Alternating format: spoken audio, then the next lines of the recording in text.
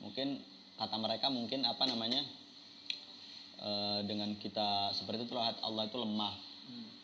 Padahal kan memang kita itu kan diperintahkan kan untuk apa? Membela agama Allah ya. Ya yang harus diikutin ya slogan yang itu, karena itu kan faktanya memang kita tuh memang harus menolong agama Allah. Dan slogan itu juga udah dibikin udah lama ya, sebelum pentolan ini ada ya bisa dibilang, atau masih sebelum pentolan ini jadi pentolan lah ibaratnya. Iya. Iyalah. Inna hadzal Qur'ana yahdi lillati hiya aqwam. Bismillahirrahmanirrahim. Assalamualaikum warahmatullahi wabarakatuh. Alhamdulillah, wassalatu wassalamu ala rasulillah wa ala alihi wa sahbihi wa man tabi'a huda ila yaumil qiyamah, amma ba'd.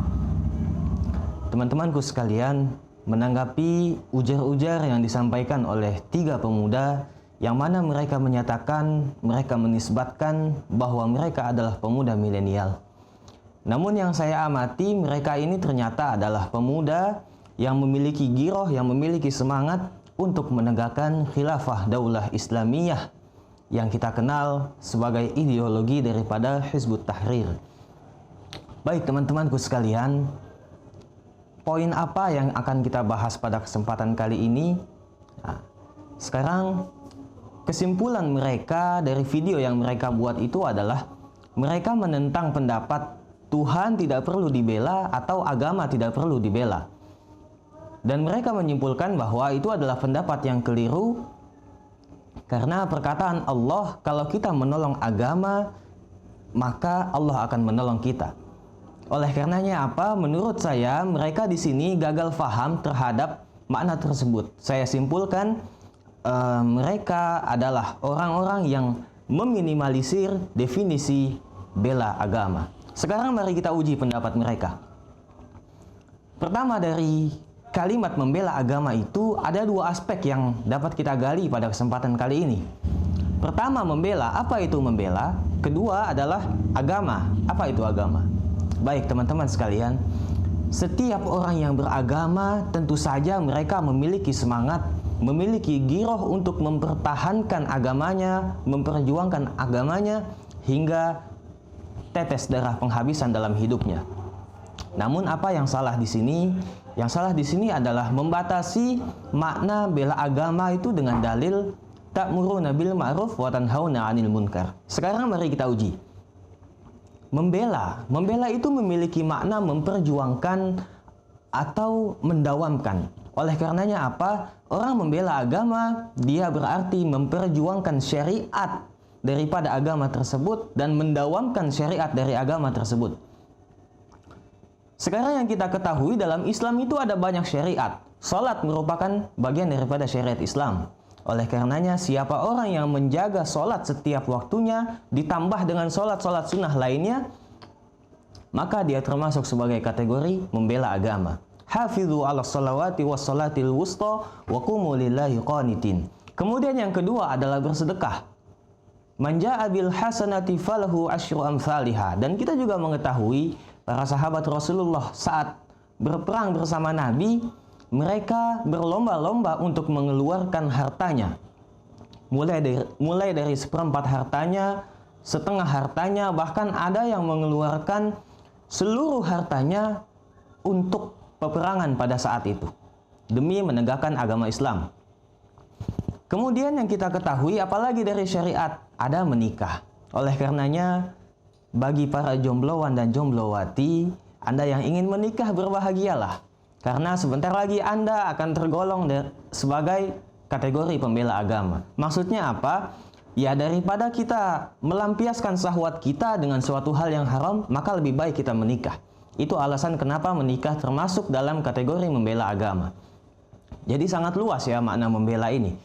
Setiap syariat yang kita pertahankan, yang kita dawamkan, maka kita termasuk sebagai kategori membela agama. Kemudian agama sendiri apa itu maknanya? Agama itu tidak hanya dia diartikan sebagai Islam saja, tidak hanya itu. Menurut saya ini adalah kerancuan dalam berpikir ketika agama hanya diartikan sebagai Islam saja.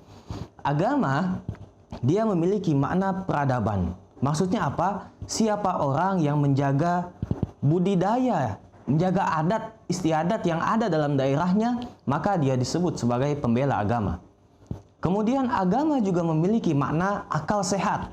Maksudnya apa? Akal sehat itu bermakna pendidikan, bermakna ilmu pengetahuan. Oleh karenanya, siapa orang yang mencintai ilmu pengetahuan sampai akhir hayatnya dia habiskan waktu untuk menuntut ilmu, maka dia termasuk dalam kategori bela agama. Dan yang tidak kalah penting, agama juga memiliki makna kemanusiaan. Apa maksudnya? Setiap orang yang memiliki empati dan simpati terhadap manusia lainnya, maka dia tergolong sebagai kategori membela agama. Alangkah luasnya makna membela agama ini. Kemudian HTI ini dia mempersempit kategori membela agama dengan berlandaskan dalil ta'muruna bil ma'ruf wa tanhauna 'anil munkar. Kenapa seperti itu? Padahal ada ayat yang lain dalam surat Thaha misalkan, faqula lahu qawlan layyina la'allahu yatadzakkaru aw yakhsha. Ini merupakan perintah Tuhan kepada Nabi Musa dan Nabi Harun saat berdakwah kepada Firaun. Bayangkan saja sekelas Nabi berdakwah kepada Firaun disuruh untuk mengatakan perkataan yang lemah lembut agar Firaun itu dia merasa takut dan mendapat hidayah. Lalu bagaimana dengan kita? Apakah kita sedang menghadapi sosok personal yang seperti Firaun? Tidak. Lalu kenapa kita harus menteriakan bela agama itu dengan jihad dan lain sebagainya?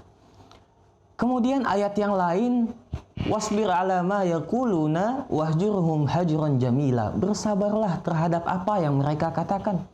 Ini juga merupakan metodologi dalam kita membela agama. Kemudian dalam ayat yang lain, watawasau bil haqqi watawasau bis sabri.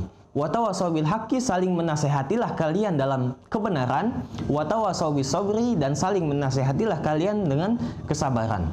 Maksudnya apa? Setelah kita memberikan nasihat kepada suatu hal, kepada sosok personal yang menurut kita dia perlu dinasehati, maka hal berikutnya yang kita lakukan adalah sabar.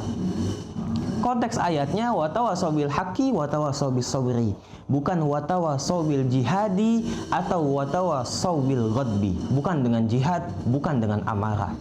Oleh karenanya, pemuda HTI ini mereka juga mengatakan tidak boleh kita ikut pada pendapat guru, pada pendapat kiai. Yang harus kita ikuti adalah pendapat Al-Quran dan hadis saja. Ini yang menurut saya mereka melakukan penyempitan makna terhadap membela agama, sehingga apa? Hal-hal lain pun akan terbawa, maknanya itu menjadi sempit. Kemudian terakhir, menurut saya tidak ada kiai yang mengatakan suatu hal itu tidak sesuai dengan Al-Quran dan hadis. Yang ada hanyalah Anda yang melakukan penyempitan makna terhadap suatu hal kepada terhadap hal yang disampaikan oleh kiai tersebut. Oleh karenanya, itulah yang dimaksud daripada Kiai Haji Wahab Hasbullah dalam mendirikan Ansor itu, di mana Kiai Wahab itu berharapan agar anggota Ansor ini adalah anggota yang menolong agama Allah, yang menolong kemanusiaan, yang menolong suatu hal yang sekiranya dibutuhkan. Maksudnya ketika ada fakir miskin, itu yang diharapkan dari Kiai Haji Wahab Hasbullah. Dan yang terakhir menurut saya, ketika pemuda milenial ini menjustifikasi mereka dengan kata milenial, saya kurang setuju. Saya lebih setuju, lebih sepakat ketika mereka mengatakan pemuda non milenial. Apa sebabnya? Karena sempitnya mereka berpikir, karena jumutnya mereka berpikir. Sebagaimana kita tahu, pemuda milenial adalah pemuda yang selalu mentransformasi ilmu pengetahuannya tanpa batas. Sekian dari saya. Assalamualaikum warahmatullahi wabarakatuh.